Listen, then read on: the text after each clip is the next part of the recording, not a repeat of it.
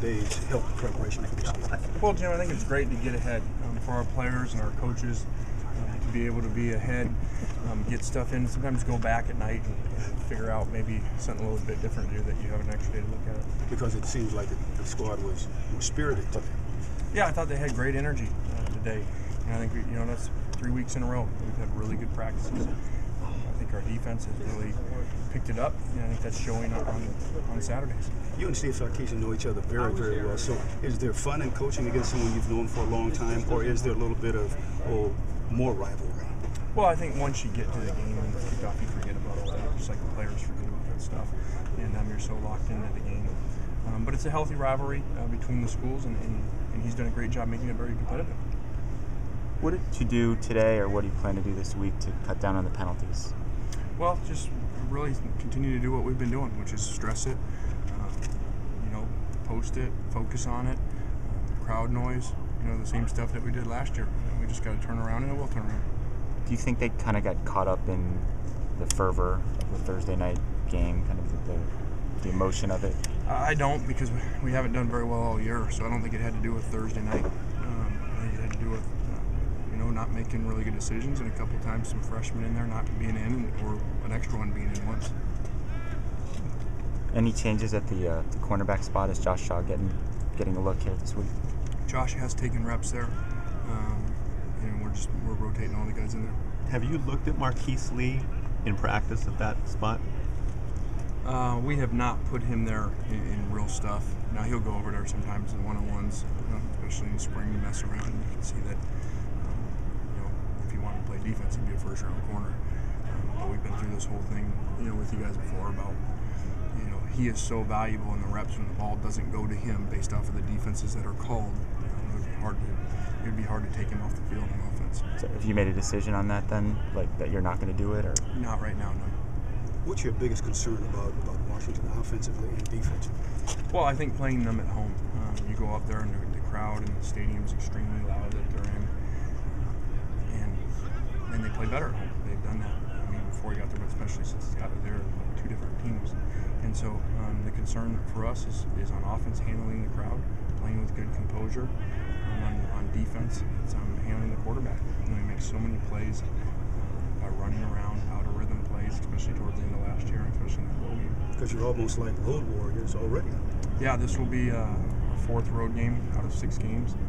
And so, we got to make it through this thing, come out with a win, and get back home for 5 of the next 6 in LA.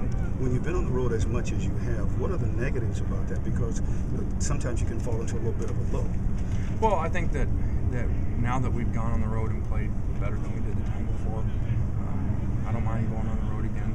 This team's used to going through some adversity and not playing well, which is going to always happen at some points in games. They make plays too, and so I know we'll be really composed if that happens again. Is there a weariness that sets in at all from all these road trips, or does the bye week playing on a Thursday kind of negate that? Well, I think that's helped a little bit. Ideally, obviously, you wouldn't want to schedule, 4 of your first 6 on the road, especially one on the East Coast. But it is what it is. We don't control some of that. Obviously, with the conference play, and I think our guys have responded well, and I think they'll do it again this week.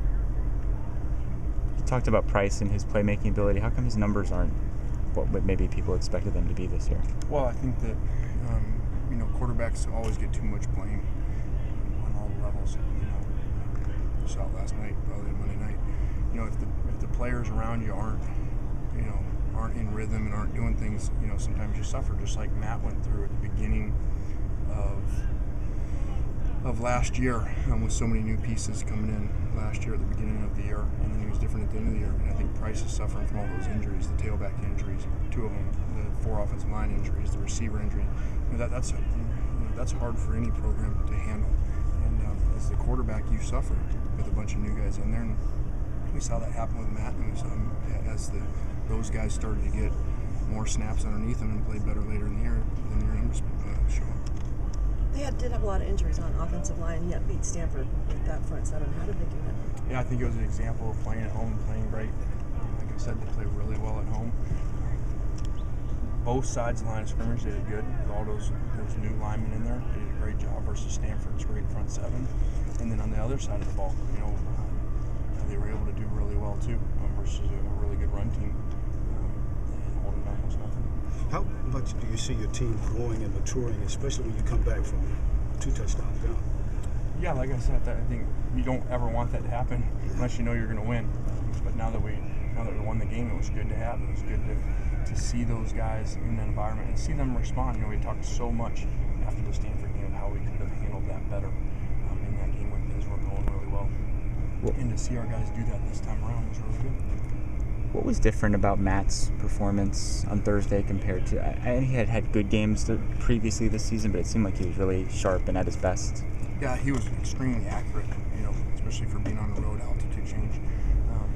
As you look at that game, there's balls being placed in there. There's 2 more that could be caught, for huge plays where it becomes just a giant night at 80% completion. So I thought he played really well on the road in a hostile place where some guys haven't played well, and they've rattled some offenses up there over the years. So I really think Matt's played, outside of one game, Matt's played really well. And I think in general, that's what you look at this team. As you look at it now through 5 games, we played and coached one really bad game on one side of the ball, and then the other games we won them all by double digits. How important for Matt has it been to have Collin Holmes in there? Yeah, obviously that was a huge deal in that game.